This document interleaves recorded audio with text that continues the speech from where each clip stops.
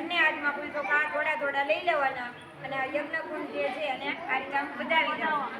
બોલો અગ્નિનારાયણ દેવ વળી પાછા ફૂલ ચોખા હાથમાં રાખવાના. સૂર્યનારાયણ ભગવાનનું ધ્યાન ધરવાનું.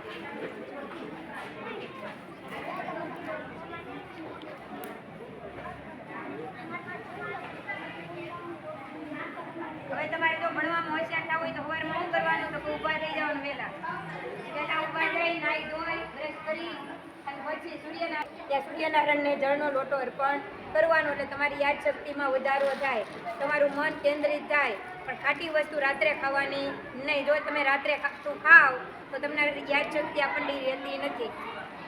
તો સૂર્યનારાયણ ભગવાનનું ધ્યાન ધરવાનું. હરિ ઓમ હેયં સદા સવિતુ મંડલ મધ્યવર્તી નારાયણ